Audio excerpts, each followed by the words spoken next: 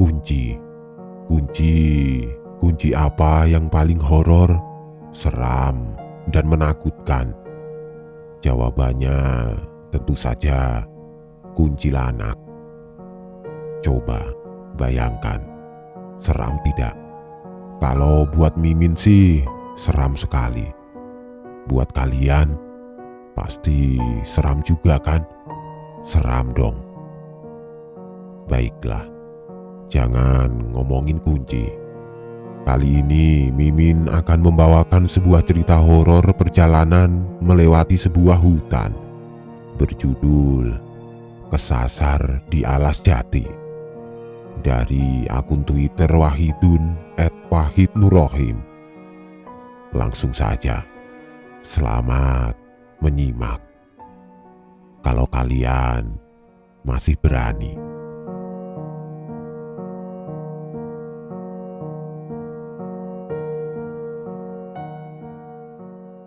Kali ini aku mau menyampaikan sebuah cerita yang dimana ini adalah kisah dari Mas yang sebut saja namanya Hirman. Mas Hirman adalah seorang driver ojek online di Jogja. Beliau sering ngebit, istilah yang biasa digunakan para driver untuk memulai mencari pelanggan. Ketika dini hari tiba, iya, mereka biasa menyebutnya dengan istilah ngalong. Biasanya Hirman berangkat ngalong sekitar jam 10 sampai 11 malam. Dan rute dia mencari pelanggan adalah sekitaran Pogung, Seturan, dan Babarsari. Namun memang sebenarnya malam hari bukanlah waktu yang bagus untuk narik ojek. Iya, memang benar. Pelanggan itu pastilah tetap ada kapanpun. Namun di sini yang aku maksud adalah ketika malam hari tiba, kemungkinan besar kalian juga akan bertemu dan berinteraksi dengan mereka. Malam itu, Hirman berangkat dengan penuh semangat untuk memulai mencari rezeki. Ia berangkat dari rumah malam itu sekitar pukul 11 malam. Malam itu, Hirman mulai mengendarai motornya dan berkendara menuju ke arah Tugu, Jogja. Dengan harapan, di jam seperti itu banyak anak kos ataupun yang lain sedang dalam kelaran atau mungkin membutuhkan jasanya. Tidak berselang lama, ketika Hirman memasuki kawasan Babarsari, ternyata ada customer di sekitar bagian jembatan bawah Janti. Tanpa berpikir panjang, Hirman langsung mengambil orderan itu dan langsung bersiap menuju lokasi penjemputan itu berada. Dengan semangat, Hirman menarik gas motor Varionya. Tidak butuh waktu lama untuk Hirman sampai ke titik di mana lokasi penjemputan itu berada. "Mbak Lia ya?" ucap Hirman. Wanita itu mengangguk dan langsunglah Hirman memberikan helm untuknya. "Ini tujuannya sesuai aplikasi kan, Mbak? Atau Mbak punya jalan alternatif lain?" tanya Hirman sambil melihat map yang ada di gawainya. "Iya Mas," jawab wanita itu datar. Malam itu, jam menunjukkan sekitar pukul 11:30 malam. Jalanan tidak terlalu sepi. Namun entah mengapa Mas Hirman merasa merinding kala itu. "Mbak, ini beneran tujuannya ke Wonosari?" tanya Hirman lagi, memastikan bahwa pelanggan ini tidak salah tujuan. Karena bisa dibilang jarak dari jembatan Janti menuju Wonosari cukup lumayan jauh.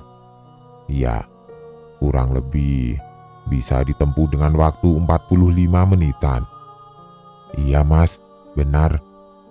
Ini barangnya sudah tidak ada yang ketinggalan ya Mbak?" tanya Hirman. "Enggak Mas," jawabnya. Mendengar sudah tidak ada lagi yang tertinggal, Hirman langsung tancap gas menuju lokasi tujuan dari Mbak Lia.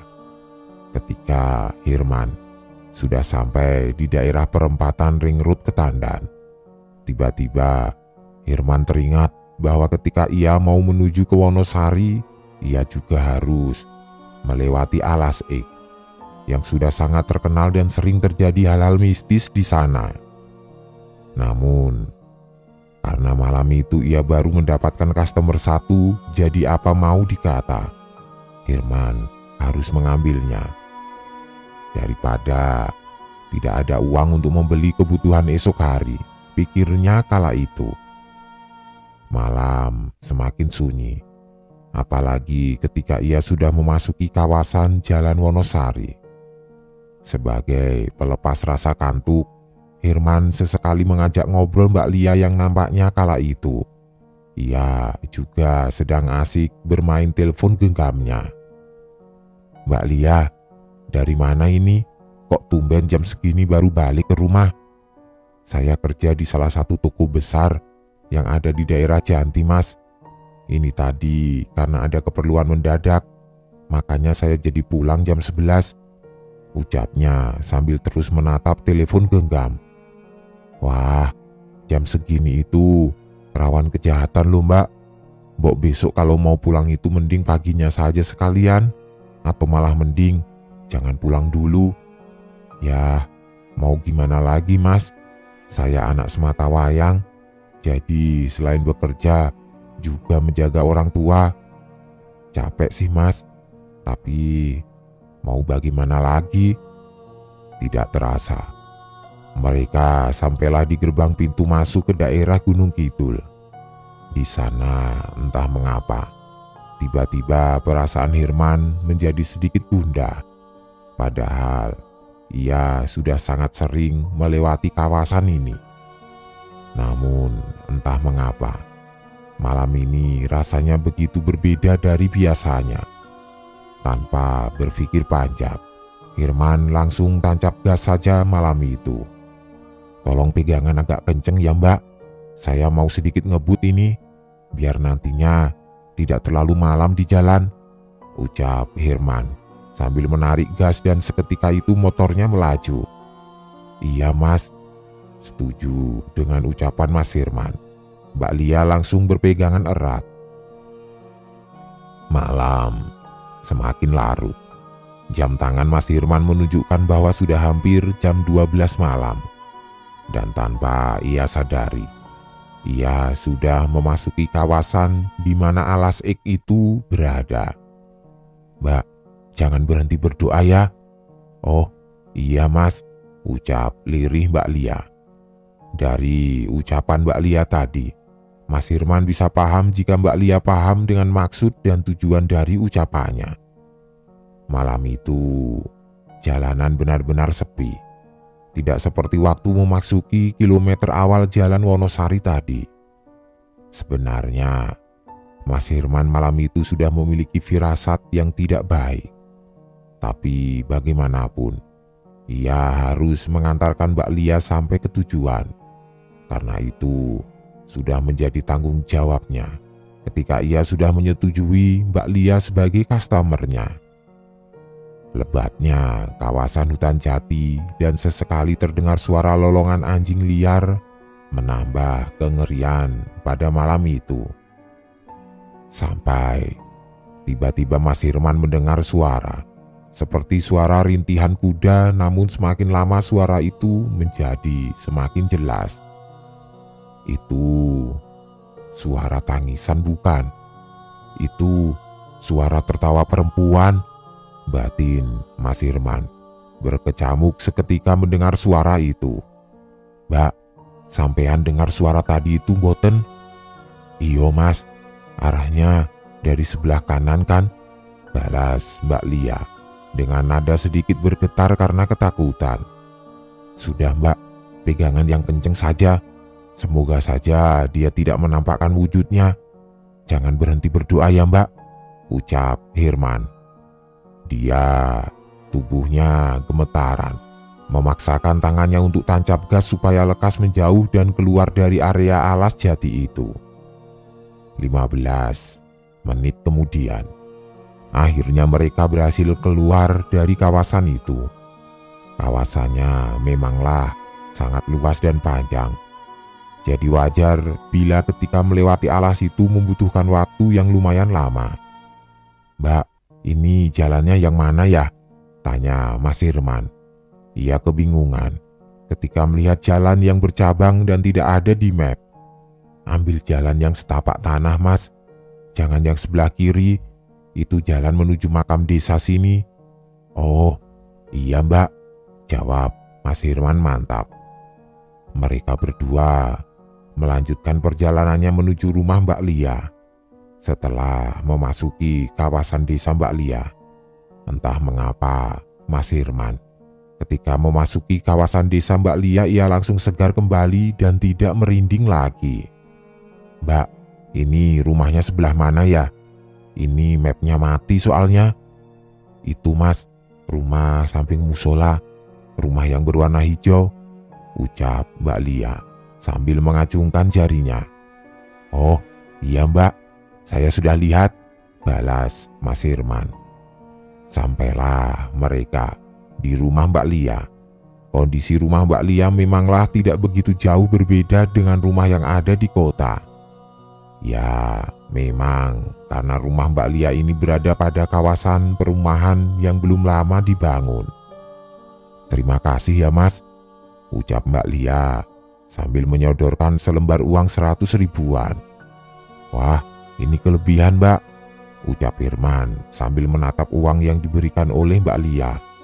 "Sudah Mas, ambil saja sisanya. Aku malahan yang harus berterima kasih dengan Masnya karena sudah mau nganterin di jam segini," balasnya. "Alhamdulillah, terima kasih ya Mbak. Semoga rezekinya semakin dilancarkan." "Amin. Mas, yakin berani lewat tempat tadi malam-malam begini? Ini sudah jam 12 lebih loh Mas. Kalau Mas nggak berani, tidur di rumahku saja tidak apa-apa Mas. Bapak juga pasti ngebolehin. Bapakku kebetulan juga seorang ketua RT Mas," ucap Mbak Lia.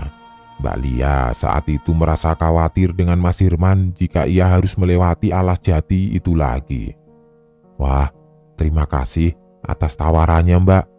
Tapi tidak apa-apa kok Mbak. Aku mau kembali ke Jogja saja. Istri dan anakku menunggu di rumah," balas Mas Hirman. Seketika itu juga Mas Hirman bergegas kembali ke Jogja. Sebenarnya Mas Hirman saat itu takut untuk kembali melewati alas itu. Tapi mau bagaimanapun, jalan itu adalah jalan satu-satunya. Jadi mau tidak mau harus lewat ke sana. Jarak dari Jogja menuju rumah Mbak Lia terbilang tidak terlalu jauh, sekitar 45 menitan saja. Itu tadi ketika berangkat. Tapi kali ini berbeda. "Waduh, ini sudah masuk alas ik lagi," umpat Mas Hirman dalam hati ketika mulai memasuki kawasan hutan jati. Kawasan hutan jati itu sangat minim penerangan. Walaupun jalanannya masih terbilang baru, tapi entah mengapa untuk sarana penerangan jalan di sini masih sangat minim. "Nah, jalannya kok beda ya?" ucap Mas Hirman. Kala itu ia tiba-tiba menjumpai pertigaan ketika melewati alas jati itu. Padahal tadinya ketika berangkat jalan itu sama sekali tidak ada pertigaan. Akhirnya Mas Hirman memutuskan untuk memilih sisi sebelah kiri, di mana di sana jalanannya tidak jauh berbeda dengan jalan yang tadi ia lewati. "Sudahlah, ambil jalan ini saja. Semoga enggak kesasar," ucapnya dalam hati sambil berbelok ke arah kiri mengikuti jalan yang sudah ia pilih. Tidak berselang lama, setelah Mas Hirman memasuki jalan itu, tiba-tiba suara rintihan itu terdengar kembali. "Astagfirullah," refleks Mas Hirman. Bulu kuduk Mas Hirman seketika itu juga langsung berdiri. Kali ini dia benar-benar ketakutan. Ketika suara itu terdengar, tiba-tiba motor yang sedang dikendarai oleh Mas Hirman terasa berat. Seolah ada sesuatu yang menahan motornya itu. Aduh, kenapa motorku ini? Pada saat itu, Mas Firman sudah memutar gas yang cukup dalam. Namun anehnya, entah mengapa motornya tidak ingin melaju kencang. Namun, tidak ingin terlalu memperhatikan hal itu, Mas Firman melanjutkan perjalanannya. Wah, ada pertigaan lagi, ucap Mas Firman. Saat itu, Mas Firman bertemu dengan pertigaan lagi. Namun bedanya kali ini salah satu jalannya adalah jalan tanah, yang nampaknya ini bukanlah jalur yang biasa dilewati oleh kendaraan. Tanpa berpikir panjang, Mas Firman langsung memilih jalan aspal dan meneruskan perjalanannya untuk kembali ke Jogja. Tiba-tiba terdengar suara rintihan lirih terdengar kembali dari alas jati sekitar. Astagfirullah, Mas Firman dengan ketakutan langsung tancap gas motornya. Perjalanan Mas Firman berlanjut. Semakin lama entah kenapa, Mas Firman merasa semakin aneh dengan kondisi sekitarnya. Yang tadinya tidak ada pertigaan ketika memasuki kawasan alas ini dan secara tiba-tiba ada pertigaan. Merupakan hal yang sangat aneh, pikir Mas Firman saat itu.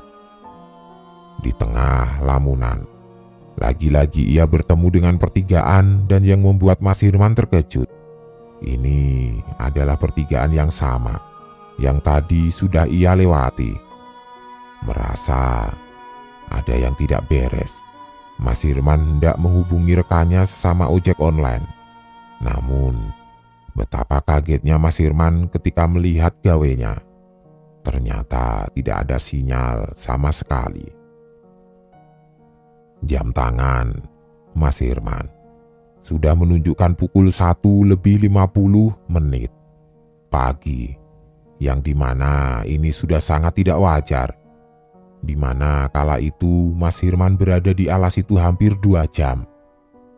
Merasa ini sudah tidak beres, Mas Firman memelankan kendaraannya dan membuka kaca helmnya, dengan harapan semoga saja ia akan bertemu seseorang yang bisa membantunya. Berjalan, terus berjalan, Mas Firman menembus gelapnya malam di tengah alas ek itu dengan kondisi ketakutan dan tentu saja ia sendirian. Tibalah Mas Firman di area pesawahan. Anehnya, ini adalah perbukitan kapur dan tadi pun waktu berangkat Mas Firman sama sekali tidak melihat ada sawah di area hutan jati ini. Namun entah mengapa, ia tiba-tiba berada di area sawah yang tidak jauh dari sana ada jembatan kecil. Dan di sana ada siluet seseorang yang sedang duduk di atas jembatan itu. Mas Firman dengan semangat menuju ke jembatan. Dan benar saja, di sana ada bapak-bapak sedang duduk di atas jembatan. Dengan segera, Mas Firman mematikan mesinnya dan melepas helm yang sedang ia pakai. "Permisi Pak, mau tanya." "Oh iya, bagaimana Nang?" balas bapak itu menyambut pertanyaan dari Mas Firman. "Mohon maaf Pak, mau tanya, kalau jalan menuju ke kota Jogja itu sebelah mana nggih?" Firman kala itu bertemu dengan bapak-bapak yang umurnya sekitar sudah kepala 5. Bapak itu memakai baju berkerah dengan kancing yang tidak dikaitkan yang membuat dada bapak itu terlihat meski hanya sedikit karena gelapnya malam. Bapak itu juga menggunakan celana hitam di atas mata kaki yang kala itu tampak sedang sedikit basah. Bapak ini memakai caping layaknya orang dari sawah. Namun anehnya, ketika Firman bercakap dengan bapak ini hanya menunduk dan juga beliau sama sekali tidak melepas caping yang kala itu sedang melekat di kepalanya. Sehingga Firman sama sekali tidak bisa melihat wajah dari sosok bapak itu. "Iyalah Nang, kamu itu lo juga aneh. Ngapain jam segini malah keluyuran?" jam segini itu saatnya istirahat, balas bapak itu. Iya pak, tadi saya ngantar pelanggan ke daerah Wonosari. Tadi dia naik dari Janti, balas Mas Hirman. Begini nak, rezeki itu sudah ada yang mengatur. Kamu bekerja keras itu tidak salah, tapi kamu juga harus tahu waktu yang tepat di mana kamu harus bekerja keras. Rezeki itu mau kamu kejar bagaimanapun caranya. Jika itu bukan rezekimu, itu tidak akan pernah kamu gapai. Begitupun sebaliknya. Sudah, sekarang kamu mengikuti jalan tengah sawah ini saja. Tidak usah melihat ke belakang sampai kamu nanti bertemu jalan raya, ucap bapak itu. Nggih, siap pak. Berarti ini jalan terus saja ya pak? Tanya Hirman. Namun tanpa berpatah kata pun, bapak itu hanya mengangguk. Alhamdulillah, matur nuwun nggih pak. Terima kasih banyak, ucap Hirman menutup pembicaraan. Beliau berpamitan dan memakai helm serta berniat melanjutkan perjalanannya. Mari pak, saya duluan, ucap Mas Hirman. Sembari menaiki motornya dan perlahan ia menjauh dari sosok bapak itu. Sesuai arahan dari bapak yang ia temui tadi, Mas Hirman melewati jalan pematang sawah yang jika dipikir seharusnya tidak masuk akal. Mengapa dia tiba-tiba bisa sampai ke sini? Di tengah perjalanan, Mas Hirman lupa dengan larangan yang tadi diucapkan oleh sosok bapak yang memakai pakaian serba hitam itu. Mas Hirman kala itu tidak sengaja menengok ke belakang. Dan betapa kagetnya Mas Hirman ketika yang ia lihat saat itu ternyata bukanlah jalan, tetapi hutan jati. Dan di sana pula terlihat sosok perempuan dengan pakaian putih lusuh tengah berdiri di bawah pohon jati sambil tersenyum menyeringai ke arah Mas Hirman. Melihat hal itu, tiba-tiba pandangan Mas Hirman menjadi gelap dan ia pun tidak sadarkan diri. Keesokan paginya, ada seorang bapak yang kala itu tengah membawa keranjang berisi sayuran yang ia ingin jual ke kota. Sebut saja namanya Pak D. Kemijo. Saat itu, secara tidak sengaja Pak D. Kemijo melihat ada lelaki yang terkapar tidak sadarkan diri di pinggir jalan dan motor yang dalam keadaan menyala. Melihat ada orang yang membutuhkan bantuan, Pak D. Kemijo lantas mendekati dan menyadarkan lelaki itu. Beliau memberikan sebotol air dan lelaki itu meminumnya dan langsung habis. Melihat lelaki itu sudah bisa diajak untuk berkomunikasi, beliau lantas bertanya tentang siapa dia dan dari mana. Kok bisa-bisanya dia tertidur di pinggir jalan dan di tengah hutan jati pula. Maaf mas, masnya ini dari mana atau mau kemana? Tanya Pak D. Kemijo pada lelaki itu. Saya mau pulang pak, ucap lelaki itu. Lah, masnya mau pulang kemana? Sebelumnya maaf, masnya namanya siapa ya? Saya Hirman pak, saya semalam mengantar pelanggan ke daerah Wonosari. Tapi pas pulang kok saya sepertinya muter-muter di area ini. Dan pas sebelum saya pingsan, saya ada di sebuah jalan di tengah sawah. Nah, anehnya kan, di sini tidak ada sawah ya pak. Jelas singkat pemuda itu. Yang tidak lain dan tidak bukan adalah Hirman. Wah, kamu disasarin itu mas. Kamu ketemu sama sosok bapak berbaju serba hitam tidak? Tanya balik bapak itu. Nggih pak, bener sekali. Saya ketemu sosok bapak berpakaian serba hitam dan memakai caping, balasnya. Alhamdulillah, berarti sampean masih belum jauh mas kesasarnya. Itu sampean sudah tidak di dimensi di mana kita sekarang berada. Itu masnya sudah di alam demit. Jelas singkat Pak D. Kemijo. Alhamdulillah pak, Ya sudah, mendingan sampean sekarang pulang mas. Pasti keluarganya sampean bingung mencari-cari. Balas Pak Di Kemijo sambil menaiki motornya. Iya Pak, terima kasih. Akhirnya, Hirman pagi itu pulang dengan selamat menuju ke rumahnya. Kejadian kala itu menjadi sebuah pembelajaran untuk dirinya sendiri. Dan mulai saat itu Hirman tidak lagi ngojek dini hari dan memilih untuk narik ojek dari pagi sampai sore saja.